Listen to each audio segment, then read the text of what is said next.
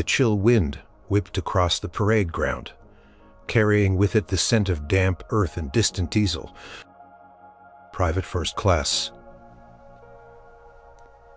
Elvis Presley pulled his collar a little tighter, watching the formations of soldiers march past, their faces grim, their shoulders slumped. It was late 1958, and while he was thousands of miles from Memphis and the screams of adoring fans, he was just another soldier in the U.S. Army, serving his time in Friedberg, West Germany. He'd arrived a few months ago, a celebrity thrust into the mundane, demanding world of military life. Most days, he found a strange comfort in the routine, the shared experience. It was a leveling force. But today, more than ever, he felt the heavy blanket of gloom that seemed to cover the entire base. The mess hall was usually a cacophony of clanking trays and tired chatter, but lately even that had died down. Meals were eaten in near silence, punctuated only by the scrape of forks and the occasional cough. Barracks were quieter than they should be, filled with men staring blankly at the ceiling or writing letters home with strained expressions. Homesickness was a palpable thing, a thick fog that clung to everyone. Morale was lower than a snake's belly in a wagon rut. Elvis understood it. He missed home too, the bright lights, the music, his mama's cooking, but he also knew that wallowing in it only made it worse. He watched a young private no older than 19 pick listlessly at his food, a faraway look in his eyes. He reminded Elvis of himself not so long ago, before he found his voice, before he found a way to share joy. That night, after lights out, Elvis lay on his cot staring at the dimly lit ceiling, could hear the soft snores of his bunkmates, the rustle of turning bodies, the creak of old springs. He reached for the beat-up acoustic guitar he kept tucked away. He knew he wasn't supposed to play after hours, but sometimes a quiet strum was the only thing that settled his own restless spirit. He picked out a bluesy chord, then another. The notes hung in the air, a whisper against the barracks' quiet hum. He thought about the men, the endless drills, the cold, the monotony. They needed something to break the spell, something to remind them of who they were. Outside these uniforms, outside this dreary routine. An idea, wild and bright, spark in his mind like a rogue firecracker, a talent show. A way for these guys to forget their troubles. For a while, to laugh, to create, to connect. It was crazy, absurd even. What did a bunch of tired, homesick soldiers have to offer? But then he remembered the impromptu jam sessions. He'd heard the surprisingly good harmonica player in his company. The guy who could juggle oranges like a professional clown. There was talent here, buried under layers of fatigue and loneliness. He sat up, his heart quickening. He imagined a stage, even a makeshift one, bathed in light. He imagined the sound of applause, the hooting and hollering, the genuine smiles. It wouldn't just be about the performers. It would be about the audience, the shared experience, the feeling of being human again. Not just cogs in a military machine. The next morning, the idea still buzzed in his head. He approached Sergeant Miller, a grizzled veteran, with a perpetually stern expression and a chew of tobacco always tucked in his cheek. Sergeant Elvis began, trying to sound casual as they stood by the barracks entrance, the cold air biting at their noses. "I've been thinking," Miller grunted, spitting a stream of tobacco juice precisely into a patch of frozen mud. "That's dangerous, Presley. What's on your mind?" "Morale," Elvis said, getting straight to the point. It's pretty low, isn't it? Guys are struggling." Miller shrugged, rubbing a gloved hand over his chin. "It's the Army, Presley. It ain't a vacation. Guys miss their mamas, they miss their girls. Happens to the best of them." "I know, Sergeant. But what if we could do something about it? Something to lift spirits. Something fun." Miller raised an eyebrow, a hint of suspicion in his eyes. "What exactly are you cooking up?" "Talent show," Elvis blurted out before he could second-guess himself. "For the whole company. Maybe even the whole battalion. Get everyone together. Let them show off a bit. Have some laughs." Miller stared at him for a long moment, then let out a rusty chuckle that sounded more like a cough.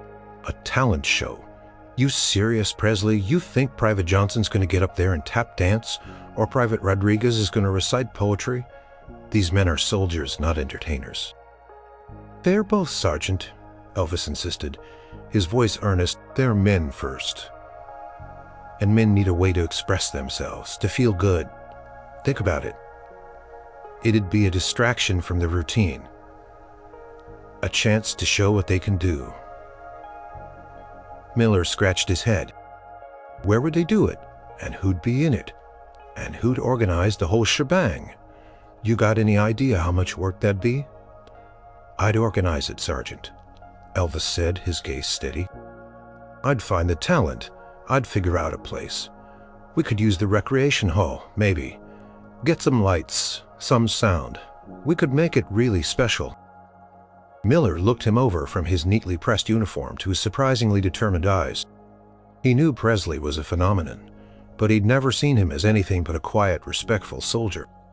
Now there was a spark, a glint of the showman beneath the military discipline.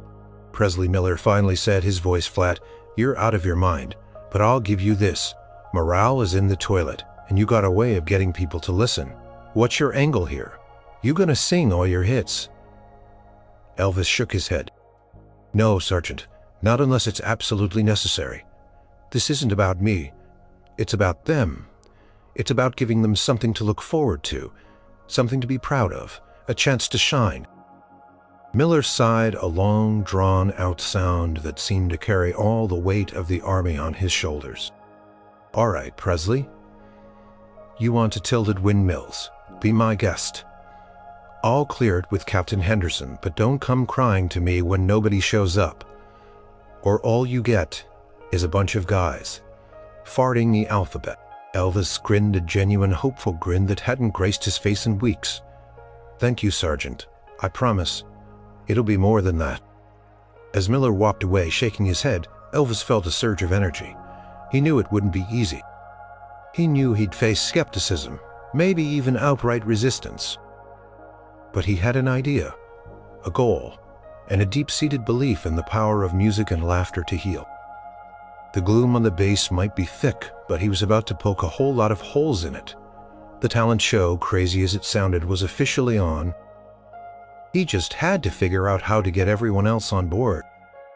The word spread like wildfire, as rumors in an army barracks always did. Presley's putting on a show. Talent show, can you believe it? Heard he's gonna sing.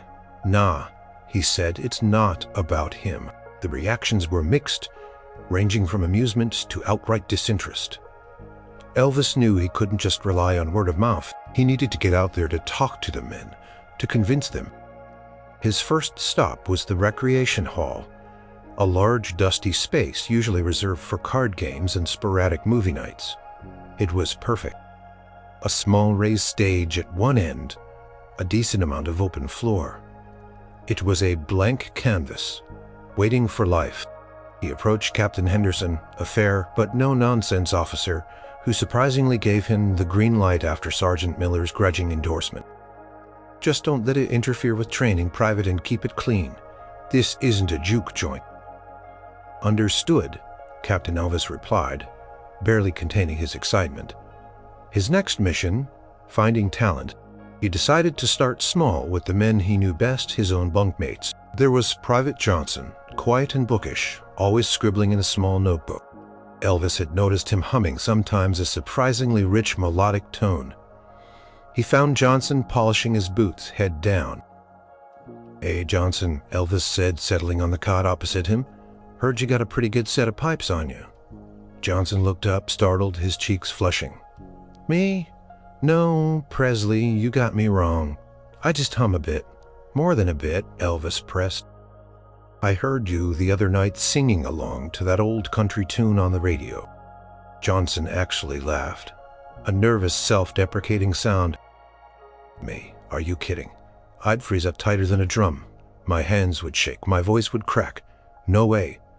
"Think about it," Elvis persisted, leaning forward. "This isn't about being perfect. It's about having fun, letting loose. Everyone here's feeling the same way. Cooped up homesick, this show's for all of us to forget our troubles for a night. And your voice, Johnson. It could really cheer people up." Johnson has his dry poems, usually nothing to sing. Well, you could read your poems, Elvis suggested, seeing an opening. Or you could put them to music, even just a simple melody. Think about it, no pressure. Just a chance to share something. He left Johnson to ponder, moving on to Private Rodriguez, a boisterous, quick-witted guy from New York. Rodriguez was usually the life of the barracks, always cracking jokes.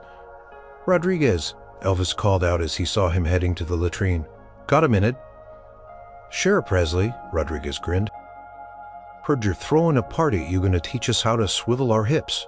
Elvis chuckled. "Nah, man. I'm looking for talent. Anything you got? Jokes, impressions, juggling, magic tricks, anything that'll make people laugh or smile." Rodriguez's eyes lit up. "You kidding? I got 1,000,000 impressions. My drill sergeant, my grandma, even got a pretty decent Elvis impression, though it ain't got nothing on the original, of course." He winked. "Perfect," Elvis exclaimed. "You're in. We need laughs, and your impressions are spot on." "Seriously?" Rodriguez looked genuinely surprised. Then a wide grin spread across his face. "All right, Presley. You got yourself a showman. What do I gotta do? Just come up with your best stuff. We'll have a meeting soon. Talk logistics," with Johnson tentatively considering and Rodriguez enthusiastically on board. Elvis felt a flicker of hope. These small victories were crucial. Later that day, while waiting for chow, he overheard a quiet melody drifting from a corner of the barracks. Private Davies, an older, stoic man with a perpetual 5 o'clock shadow, was hunched over a harmonica, coaxing out a surprisingly soulful blues tune. Elvis had noticed him playing before, but never this openly. "That's beautiful, Davies," Elvis said, approaching slowly. Davies looked up, his eyes widening slightly. He quickly lowered the harmonica. "Just messing around, Private." "No, don't stop. That's real music. You've been playing long." "Since I was a kid," Davies admitted, his voice a low rumble. "Used to play in a little band back home. Before the war, before everything." "You should play in the show," Elvis said, direct as always. Davies let out a short, bitter laugh. "Me on a stage? I'm no performer, Presley. I just play for myself. These old bones don't like the spotlight." "It's not about the spotlight, Davies," Elvis said softly, choosing his words carefully. "It's about sharing something good. A lot of guys here are hurting, feeling alone. Music, real music like that, it connects people. It can make them feel a little less lonely. You got a gift, man. Why keep it to yourself when it could help others?" Davies stared at him, his gaze piercing. He saw no manipulation, no pretense in Elvis's eyes, just genuine sincerity. He knew about loneliness, about hurting. He knew it. He'd seen it in his own reflection. Every mind. "Whatever speaks to you, that blues tune you were playing, that'd be perfect." Davies nodded slowly, picking up his harmonica again, but not playing it. "Just holding it, all right, Presley, if you think it'd help." Johnson, the shy poet-singer, Rodriguez, the energetic comedian, and Davies, the soulful musician. It wasn't a stampede, but it was a start. Elvis, film, champagne, my. He realized that this wasn't just about putting on a show, it was about uncovering hidden parts of these men, reminding them of the joy and talent they possessed, even in the midst of a dreary existence. He knew there would be others, men who secretly longed for an outlet, for a chance to be seen and appreciated for something other than their rank or their rifle skills. He had to keep looking, keep encouraging, keep pushing back against the inertia of military life. The stage in the recreation hall still stood empty, but in his mind he could already hear the echoes of music and laughter. Word of the talent show and Elvis's relentless recruitment efforts continued to ripple through the barracks. A notice went up on the bulletin board in the mess hall. "Talent show tryouts, recreation hall, this Thursday, 1900 hours." Thursday evening, Elvis stood on the small stage in the recreation hall, the single bare bulb overhead casting long shadows. He felt a nervous flutter in his stomach. Would anyone show up? Or would he be standing alone? A testament to his own starry-eyed optimism? Just as he was starting to doubt, a hesitant figure appeared in the doorway. It was Private Johnson, clutching his small notebook, his face pale with nerves. "Private Presley, is this the tryouts?"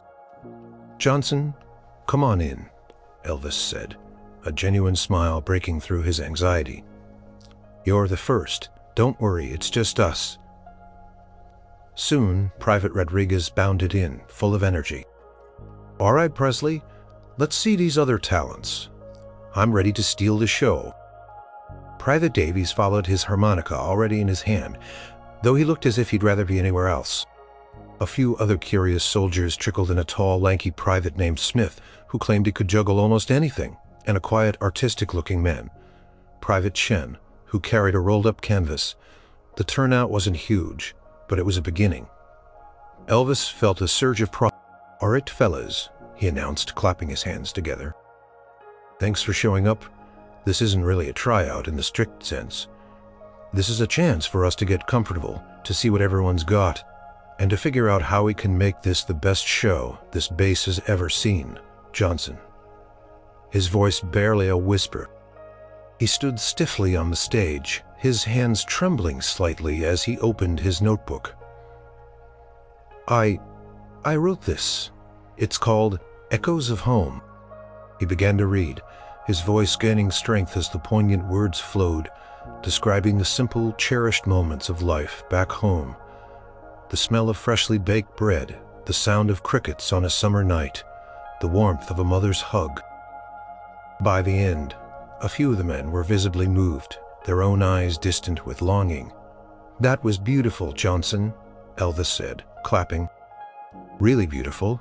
You know you have a natural rhythm when you read. Have you thought about setting it to music? Even a simple melody?" I tried a little, but my voice—" "Let's hear it," Elvis encouraged. He picked up his own guitar, strumming a gentle chord. "Just follow me. Don't think about it, just sing." Hesitantly, Johnson began to hum, then to sing a soft, almost whispered melody.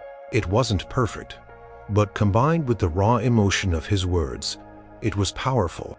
Elvis joined in, harmonizing quietly, guiding Johnson through the tune. By the end, Johnson's voice was clear and strong, and he even managed a small, surprised smile.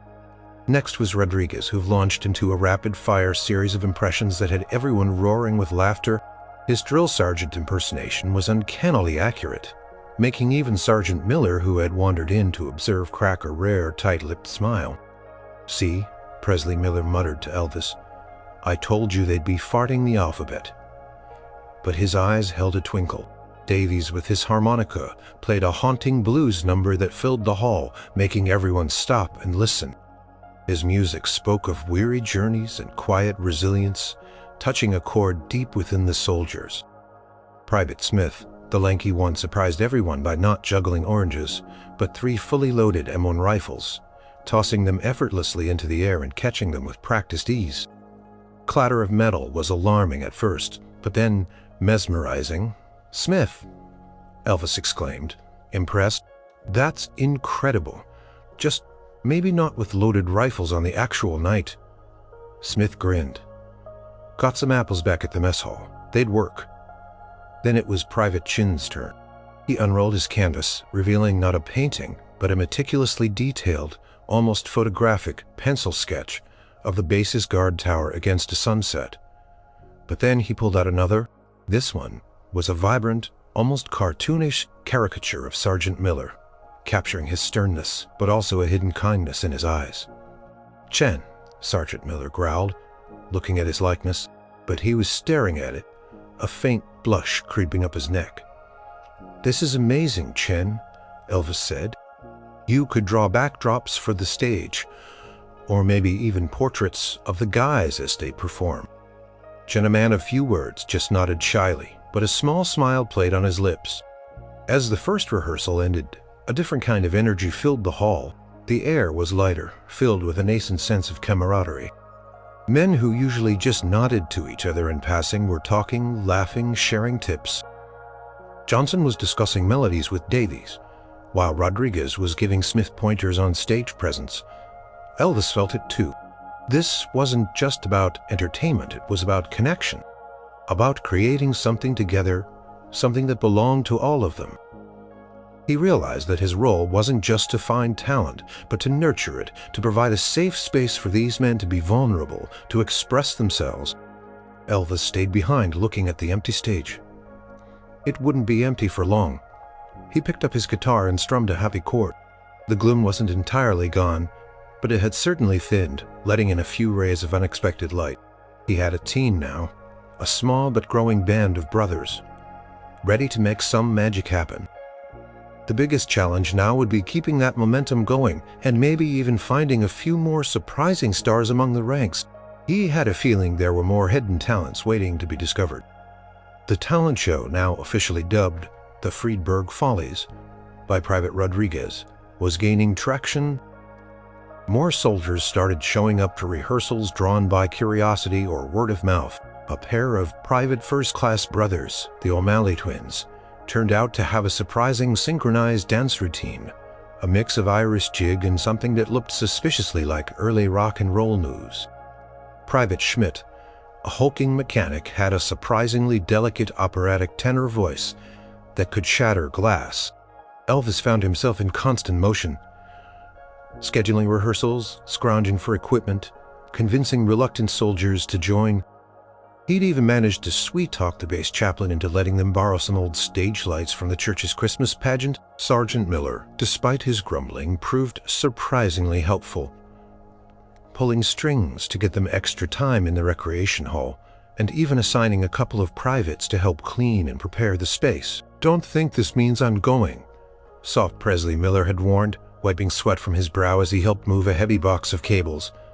"Just want to make sure you don't make the Army look bad." "Wouldn't dream of it, Sergeant," Elvis replied, grinning. Soldiers who usually kept to themselves were opening up, cheering each other on, offering advice. Johnson, no longer hesitant, was now singing with a clear, confident voice, his poems set to beautiful, simple melodies. Crafted with Davies' help, Rodriguez's impressions grew sharper, funnier. Chen was busily sketching backdrops, bringing the stage to life with his vivid artwork. But just as things seemed to be going smoothly, a hurdle appeared, a big one. Captain Henderson called Elvis into his office one crisp afternoon. "Presley, I've got some bad news regarding your little show." Elvis's heart sank. "Sir," Battalion Commander Colonel Albright Henderson began, leaning back in his chair, "has decided to schedule a surprise inspection for the same night you plan to hold your show, a full-scale, battalion-wide readiness." A full-scale, battalion-wide readiness and inspection. Elvis stared, dumbfounded. "But sir, we've been planning this for weeks. Everyone's put in so much work. Morale is actually starting to look up because of it." "I know, Private, and I appreciate your efforts," Henderson said, his voice regretful. "But a direct order from the colonel trumps everything. We can't cancel an inspection for a talent show, no matter how well-intentioned."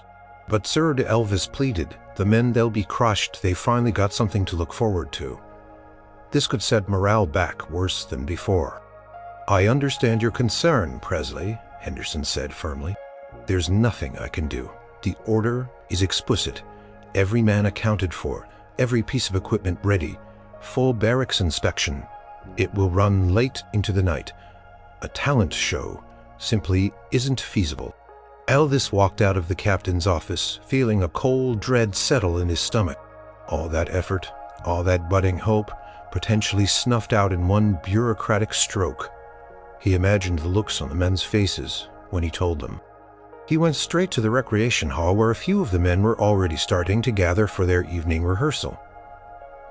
Johnson was strumming a quiet tune on a borrowed guitar. Rodriguez was practicing his impression. The O'Malley twins were stretching. "All right, fellas," Elvis said, his voice heavier than he intended. "Got some bad news." He explained the situation, the surprise inspection, the impossibility of holding a show. A stunned silence fell over the room. The air went out of their sails, deflating spirits faster than a punctured tire. "You're kidding, right, Presley?" Rodriguez said, his usual cheer gone. "All that work for nothing." "We were so close," Johnson whispered, looking down at his guitar. Davies shook his head, a resigned look on his face. Typical Army, gets your hopes up, then kicks you in the teeth. Elvis watched their faces, the disappointment, the returning gloom. He couldn't let it happen, not after how far they'd come. "No," he said, his voice gaining strength, cutting through the despair. "No, it's not for nothing. We're not giving up." The men looked at him, surprised. "The Colonel's order is clear. We can't hold the show that night, but it doesn't mean we can't hold it at all." Elvis's mind raced, trying to find a loophole, a way forward. What if we reschedule? What if we push it back a week? Give everyone a little extra time to prepare after the inspection. "A week," Rodriguez scoffed. "Who knows what'll happen in a week? Another inspection. They'll just forget about it, Presley. The momentum's gone." "No, it's not," Elvis insisted. "The momentum is here in this room. In what we've built, we've got something special. Something that really means something to us. We just need to find a way around this." He thought about the Colonel. A stickler for rules, but also a man who valued morale and initiative. Maybe there was another way. "All right," Elvis said, his gaze sweeping over the faces of his disappointed but still hopeful comrades. "Here's what we're going to do. We don't cancel. We don't postpone by a week either. We push it up." A confused murmur went through the room. "Up?" Johnson asked, bewildered. "You mean sooner?" "Yes," Elvis said, a plan forming in his mind, risky but perhaps brilliant. And maybe, just maybe, he understands what we're trying to do here. The idea was audacious, bordering on rebellious. But in the silence of the recreation hall, a spark ignited in the eyes of the soldiers. It was a long shot, but it was a fight. And they were soldiers after all. "We make it the best damn dress rehearsal this Army's ever seen," Elvis declared, his voice ringing with renewed determination. "We show them what we've got. We show them how much this means." Rodriguez grinned, a flicker of his old mischief returning. "You're crazy, Presley, but I like it. A surprise attack on the Colonel's rules." "Count me in," Davies rumbled, a determined glint in his eye. The O'Malley twins nodded in unison. Even Johnson looked less crestfallen, a glimmer of excitement returning to his face. The setback hadn't broken them. Instead, it had forged them, united by a shared purpose and a determination to make their show happen, no matter what. Elvis felt a surge of pride in these men. They weren't just soldiers, they were artists, dreamers. And now they were a team. With the new accelerated timeline, the energy in the recreation hall became even more frenetic. The talent show was now less than a week away, pushed to Friday night the evening before. The dreaded inspection. This wasn't just a show anymore, it was a defiant statement. A gamble for morale. Elvis, fueled by coffee and sheer determination, worked tirelessly. He and Sergeant Miller, who had reluctantly but fully committed to the revised plan, somehow managed to scrounge up more folding chairs for the audience, a couple of extra spotlights, and even a makeshift curtain from an old canvas tarp. Private Chen, working around the clock, painted a series of vibrant backdrops, depicting everything from a starry desert night to a bustling city street, changing the drab hall into a magical space. Rehearsals became more intense, but also more focused. Private Johnson, who had once been terrified of the spotlight, now sang his poems with a newfound confidence. Elvis had spent hours with him, not just on his singing, but on his stage presence, teaching him how to project, how to connect with the audience. "It's just like talking to your closest friend, Johnson," Elvis had said. "Only you're singing it." Johnson had blossomed, his quiet voice gaining power and emotion. Private Schmidt, the burly mechanic, practiced his operatic aria daily, his powerful voice echoing through the barracks, startling new recruits. The O'Malley twins' dance routine became tighter, more athletic. Even Private Smith, The juggler had perfected his apple routine, adding in a humorous monologue about the difficulty of finding good juggling fruit on a military base. But the biggest challenge remained, getting the word out and ensuring a good turnout despite the looming inspection. Elvis and Rodriguez devised a simple but effective marketing strategy. They painted signs scrawling, "Friedberg Follies one night only.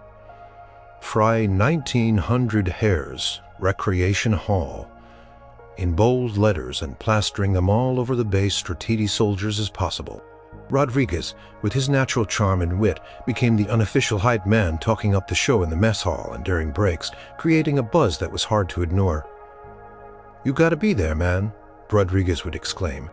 "It's gonna be bigger than Texas, funnier than a monkey in a dress, and louder than a drill sergeant on payday." Sergeant Miller even got in on the act, subtly mentioning it during formations. "And don't be late for the show, Private," he'd bark,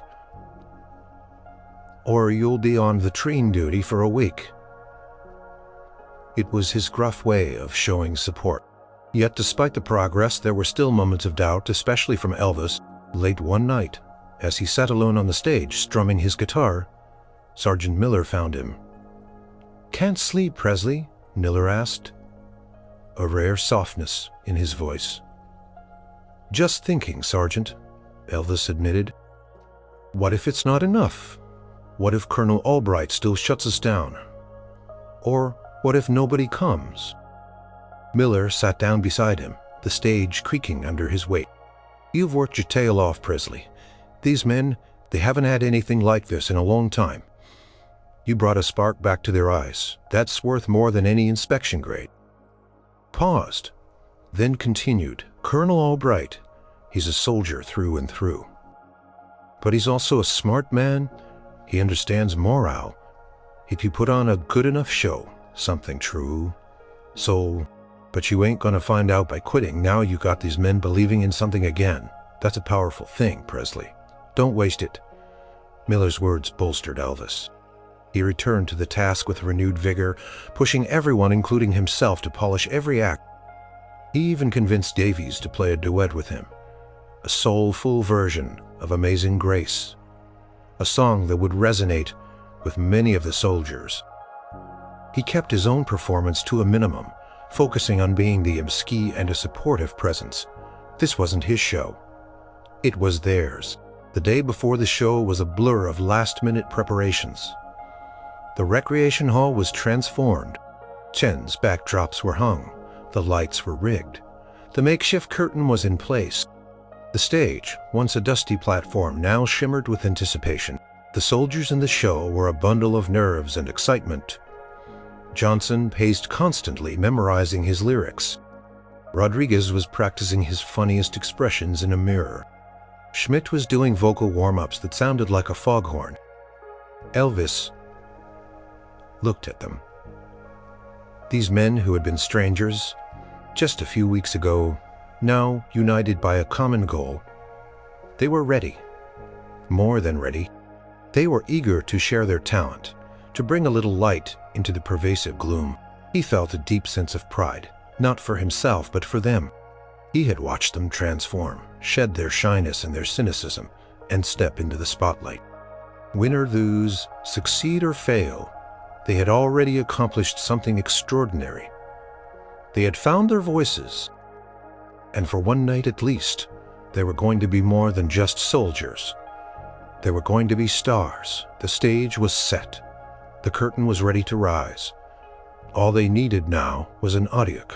The evening of the Friedberg Follies arrived, bringing with it a palpable tension mixed with buzzing excitement. Outside the recreation hall, soldiers gathered, some curious, some skeptical, all drawn by the unusual buzz on the base.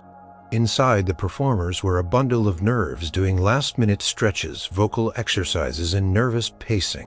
Elvis, dressed in a clean, pressed uniform, moved through the makeshift dressing room, paced, offering words of encouragement. "You got this, Johnson," he murmured to the now confident singer. "Remember, just sing from the heart." To Rodriguez, "Don't hold back. Make 'em laugh until their sides hurt." At exactly 1900 hours, the doors opened. The hall, which had seemed so vast and empty during rehearsals, began to fill. Soldiers, officers, even some of the base's civilian staff shuffled in, finding seats to Elvis's relief. It was a good turnout. Standing near the back, observing with a critical eye, was Captain Henderson. And next to him, surprisingly, was Colonel Albright himself, his face unreadable. He must have heard the buzz and decided to see what this morale booster was all about. A hush fell over the crowd as Elvis stepped onto the stage, bathed in the soft glow of the repurposed church lights. He felt a familiar thrill, a rush of adrenaline, but this time it wasn't for himself. It was for the men waiting paxed. "Good evening, gentlemen." Elvis's voice, deep and resonant, filled the hall. "Welcome to the inaugural Freebird Follies. We've got a night of incredible talent planned for you, put on by your very own fellow soldiers. Forget the drills, forget the inspections, forget your troubles. For a little while, tonight. It's about laughter. It's about music." He introduced the first act, Private Schmidt, the burly mechanic with the operatic voice. A murmur went through the crowd. No one expected this from Schmidt. But when he opened his mouth, a rich, powerful tenor voice soared through the hall, filling every corner with a classical aria. The audience was stunned into silence, then erupted into thunderous applause. Schmidt, his face flushed, took a bow, a proud grin on his face. The ice was broken. Next up, Private Rodriguez, the comedian. He bounded onto the stage, taking a mock bow. All right. Settle down, folks. I know what you're thinking. Rodriguez, what are you doing up there? Aren't you supposed to be peeling potatoes?" And to that I say, yeah, but I peel them with style. He launched into a series of impressions, starting with the mess hall cook, then a nervous new recruit, and finally his showstopper. "Sergeant Miller?" The hall roared with laughter, even Miller himself letting out a surprised chuckle. Rodriguez was a natural, owning the stage, radiating joy. The show continued, each act bringing a unique flavor.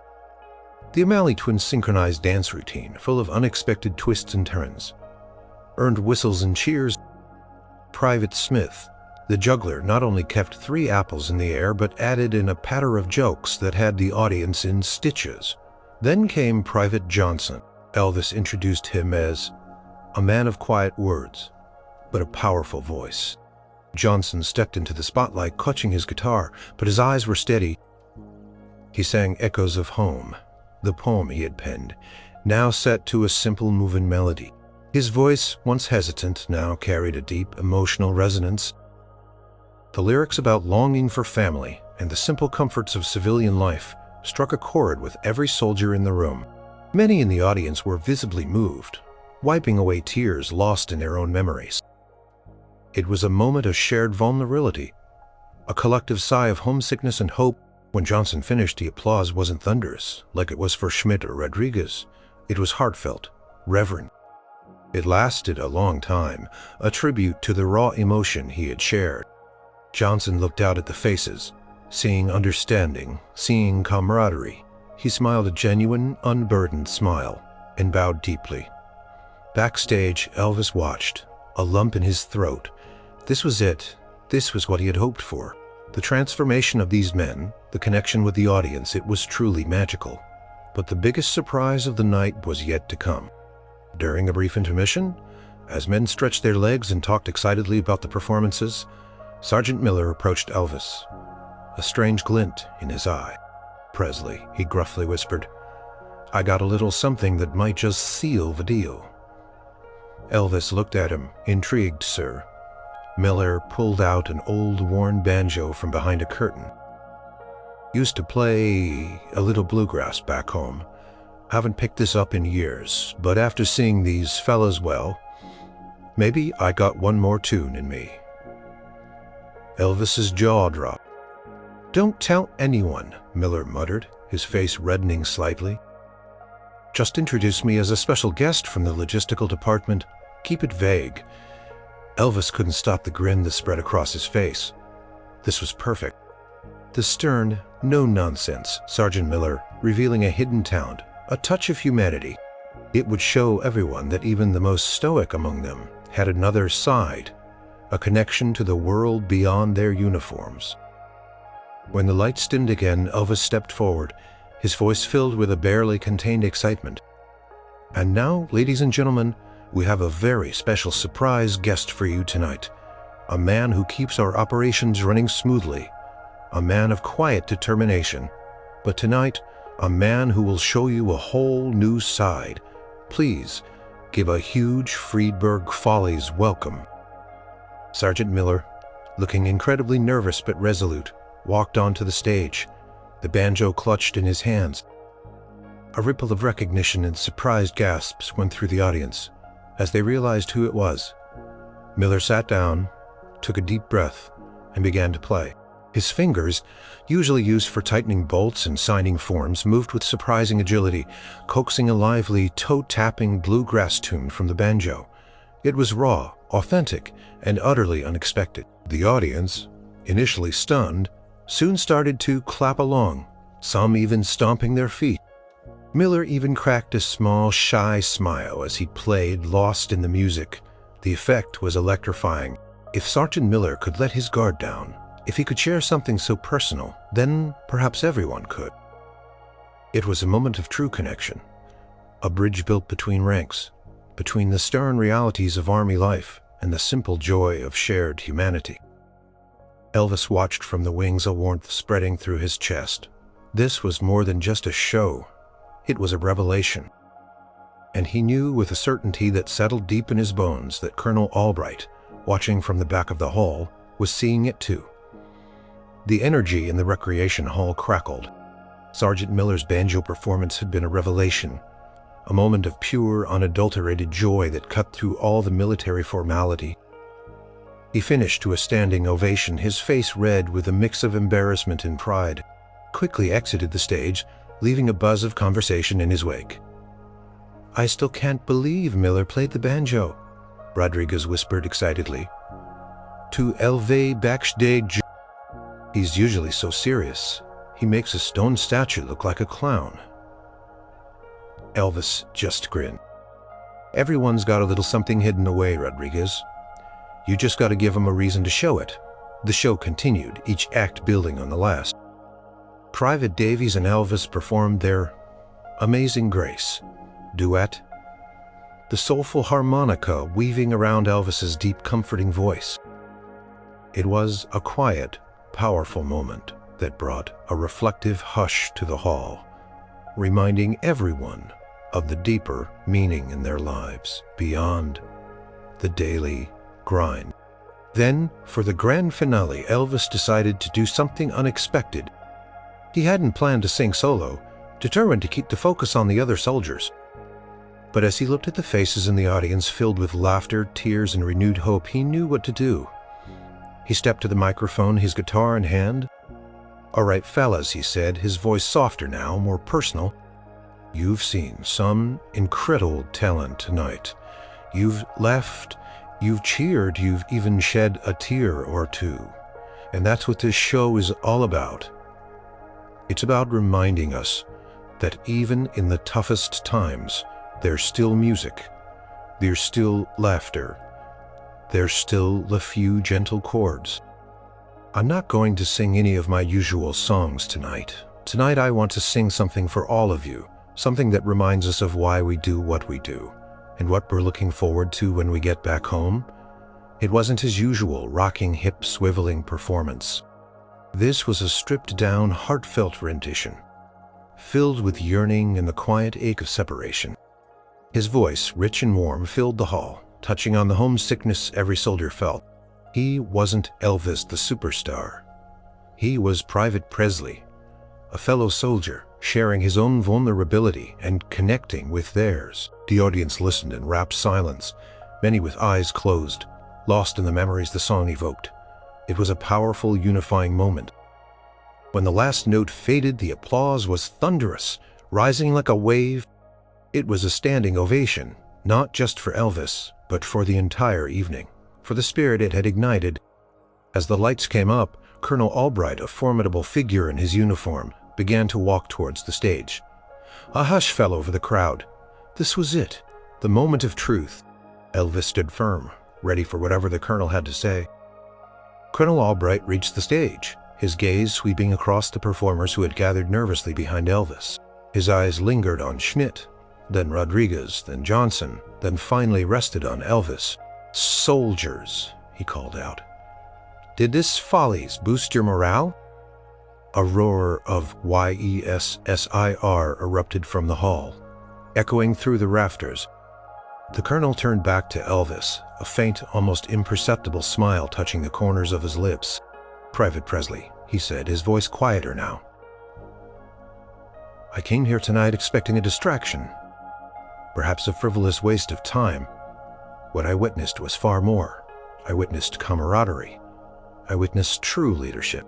Your ingenuity, your dedication. And the remarkable open of these men," he gestured to the performers.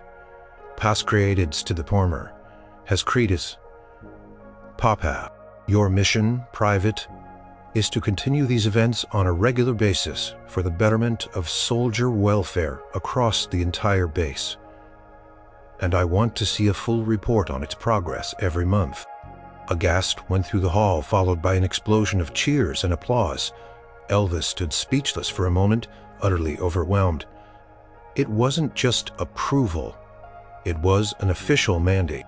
Colonel Albright, looking surprisingly pleased, extended his hand to Elvis. "Well done, Private, well done." Elvis shook his hand, feeling a profound sense of accomplishment. Not just for the show, but for what it represented. He had taken a risk, he had believed in these men, and it had paid off in spades.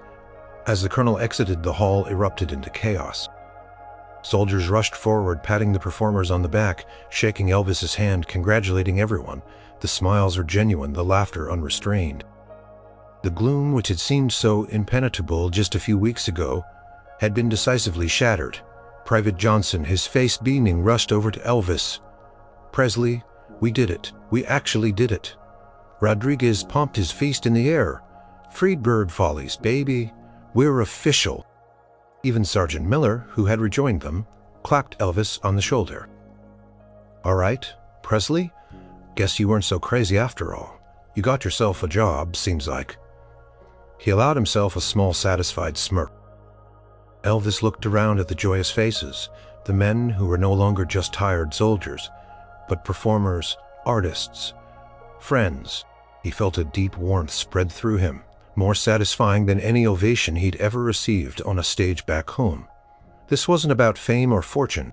This was about something far more important: lifting spirits, forging connections, and reminding everyone that even in the most challenging of circumstances, the human spirit, with a little encouragement and a lot of heart, could always find a way to sing.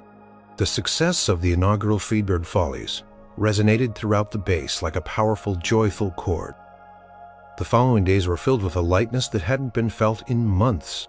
Soldiers walked with a spring in their step. Conversation in the mess hall was lively, and even the drills seemed to have a bit more energy. The looming inspection, though still a serious affair, was met with a renewed sense of purpose rather than dread. Colonel Albright's official endorsement and the mandate for a regular Freebird Follies committee was the ultimate validation. Elvis found himself with a new, unofficial but very real duty: Director of Morale Entertainment. It was a lofty title for a private, but one he embraced wholeheartedly. His first task was to formalize the committee. He called a meeting in the now familiar recreation hall. Johnson, Rodriguez Davies, the O'Malley twins, Schmidt, Chen, and Smith were all there, along with a few new faces who had been inspired by the show. "All right, gentlemen," Elvis began, standing on the stage, a whiteboard behind him with Freebird Follies Committee written in bold letters. "Colonel Albright has given us his blessing, and more importantly, his directive. This isn't just a one-off anymore. We're going to make this a regular thing every month. We'll put on a new show, discover new talents, and keep the spirits high." Johnson, with his newfound confidence and keen eye for emotional depth, would be in charge of talent scouting and nurturing, encouraging shy soldiers to step forward. Rodriguez, the natural showman, became the promotions and audience engagement lead, ensuring every show was well attended and lively. Davies, with his quiet wisdom and musical expertise, took on technical support and musical arrangements. Chen, of course, was the chief artist and stage designer. Schmidt, the operatic mechanic, and the O'Malley twins would be the core performance team. Leading by example, Smith, the juggler, would be in charge of props and stage management. Sergeant Miller, still gruff but now a staunch supporter, even agreed to be the committee's official liaison to command, effectively becoming their administrative muscle. "Just don't expect me to sing My Old Kentucky Home every time," he grumbled. Though a small smile played on his lips, the committee immediately got to work. Their first post-show meeting was a whirlwind of ideas. They discussed new acts, ways to improve the stage, even possibilities for involving the local German community in future shows. The enthusiasm was contagious. Elvis realized that his role had shifted from simply organizing a show to building a sustainable program.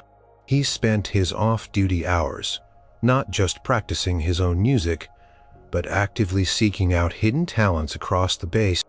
He'd sit in the mess hall listening to conversations, watching for any sign of a special skill. He'd hear a surprisingly good whistler, a quick-witted storyteller, or someone expertly shuffling cards, and he'd make a mental note, approaching them later with a friendly encouraging word. He learned that Private Jones, a quiet cook, was an incredible storyteller, able to weave intricate, humorous tales that captivated listeners. He convinced him to share his stories on stage. Another soldier, Private Chang, had a surprising knack for ventriloquism, a skill he'd kept hidden since childhood. Elvis helped him find an old discarded dummy and coached him through his routines. The talent on the bass, once dormant, seemed to emerge from every corner. It was like a treasure hunt, and Elvis was the eager explorer. He saw men transform before his eyes. The shy became confident, the quiet found their voices, the cynical discovered joy. The show wasn't just entertainment, it was therapy. It was a reminder that they were more than just soldiers. They were individuals with unique gifts and passions.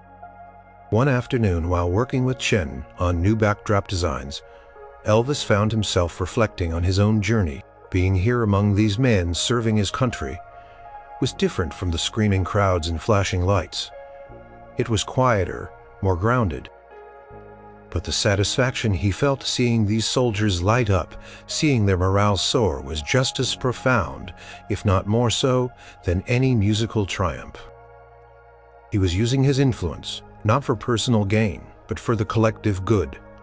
It felt right. He also found a new appreciation for the simple things: camaraderie in the barracks, the shared laughter, the feeling of purpose.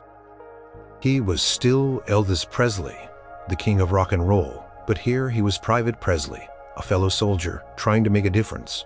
One song, one joke, one performance at a time.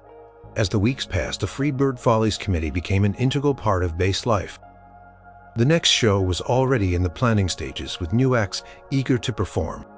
The gloomy atmosphere of the base was replaced by an undercurrent of anticipation and positive energy. Soldiers were not just looking forward to the shows. They were looking forward to discovering their own hidden talents, to being part of something bigger than themselves.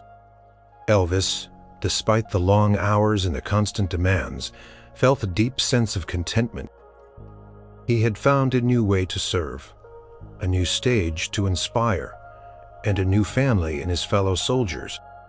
The Follies weren't just about entertainment. They were about hope, resilience, and the enduring power of the human spirit to find joy even in the most unexpected places. Months turned into seasons, and the Freeburg Follies became a cornerstone of life at the base. Elvis, now fully ingrained in the routine and celebrated for his initiative, continued to lead the Follies Committee.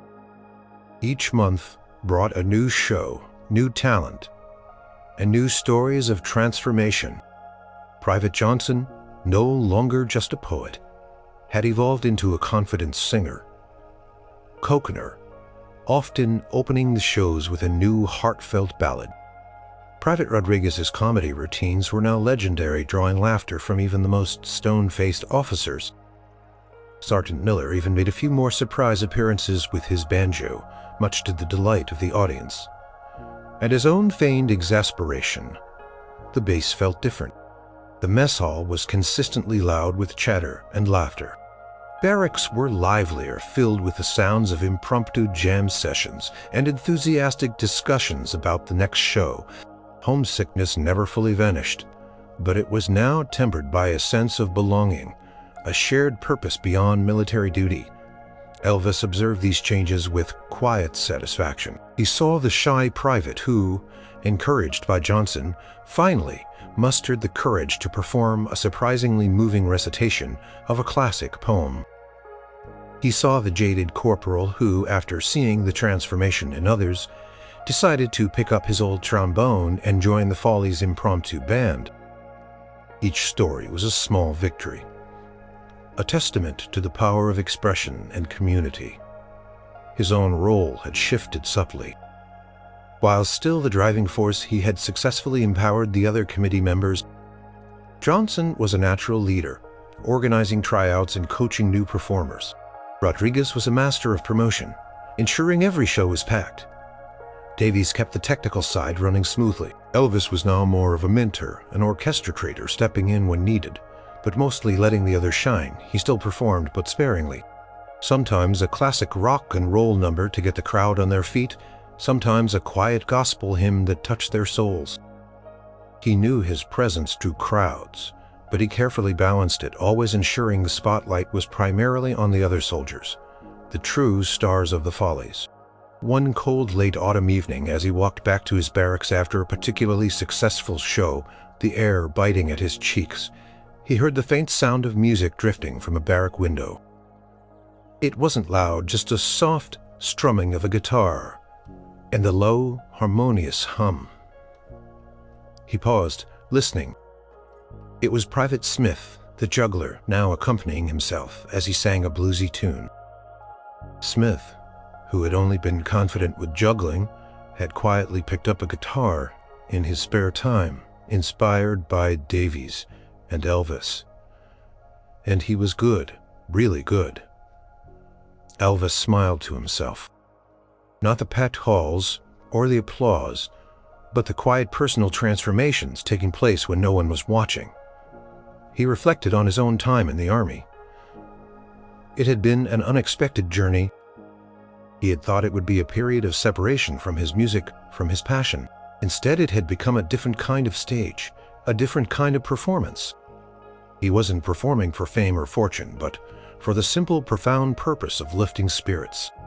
It was a service as vital in its own way as any other military duty. He knew his time in Germany was finite. Soon, his enlistment would be up, and he would return home to his public life. The world would demand Elvis Presley the king. But a part of him would always be Private Presley, the soldier who helped organize the Freebird Follies. This experience had shaped him, deepened his understanding of people, and reinforced his belief in the universal power of music and art to heal, to unite, to inspire.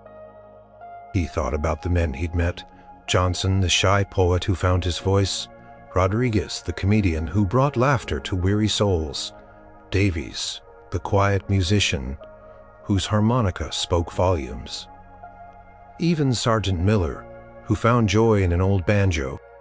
They weren't just comrades, they were friends. A family forged in shared purpose and creativity. Talent Show had started as a desperate attempt to combat gloom. It had grown into a vibrant community, a testament to resilience, and a legacy that would surely outlast his own deployment. He imagined the Follies continuing, even after he left, carried on by the men he had inspired, by the spirit they had ignited together. As he finally reached his barracks, the music from Smith's guitar faded, replaced by the familiar sounds of men settling in for the night. But the echoes of the evening's laughter, the memory of the shared emotion, and the quiet hum of renewed hope lingered in the air. He had come to Germany to serve his country, and he had found a way to serve the hearts of his fellow soldiers making a difference that resonated far beyond the stage lights of the Friedberg Follies. The day of Elvis's departure from Friedberg, Germany, arrived with a bittersweet mix of emotion. After months of tireless work, the Friedberg Follies had flourished beyond his wildest dreams. It was a permanent fixture on the bass, a source of constant uplift, and a true testament to the power of community and expression.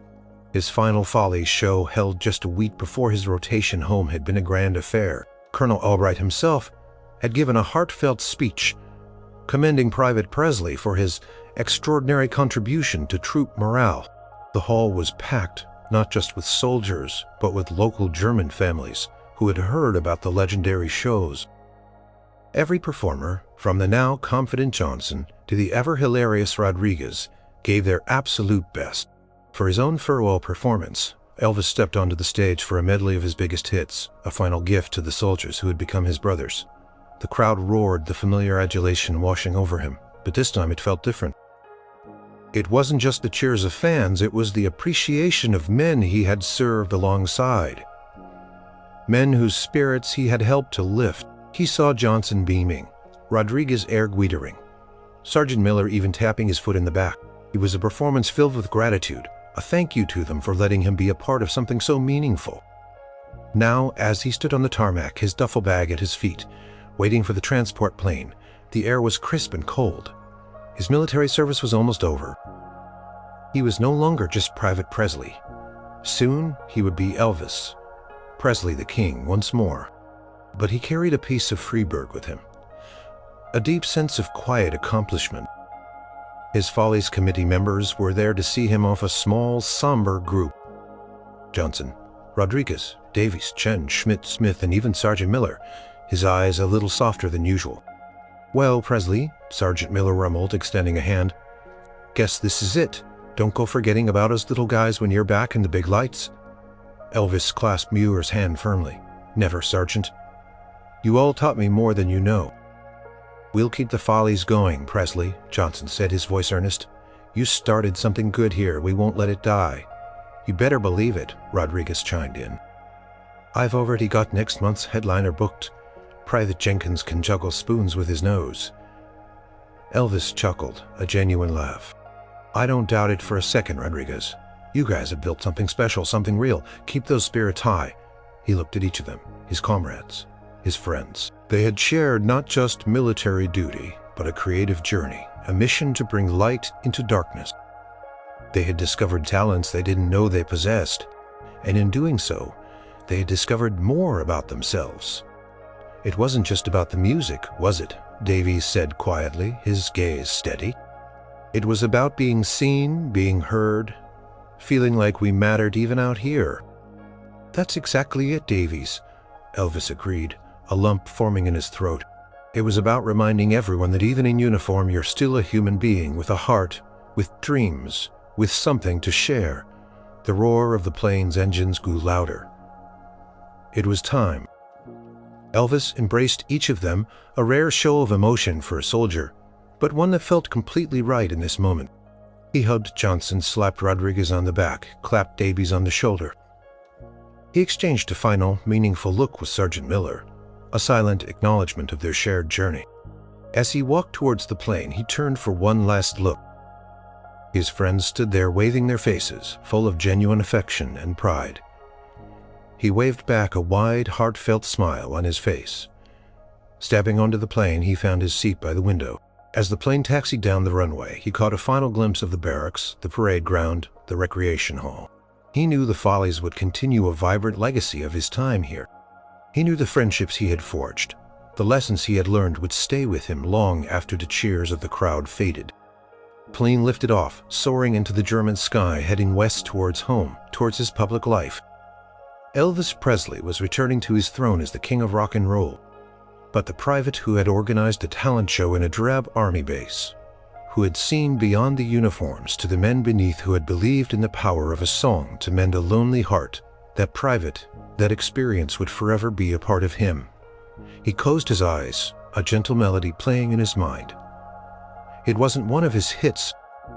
It was a simple tune the Private Johnson had sung, a quiet blues riff from Davies' harmonica, the distant echo of Sergeant Miller's banjo. It was the music of the Friedberg Follies, the heartwarming sound of morale, camaraderie, and hope carrying him home. And he knew deep in his heart that this stage, this audience, these fellow soldiers, had been one of the most important performances of his life.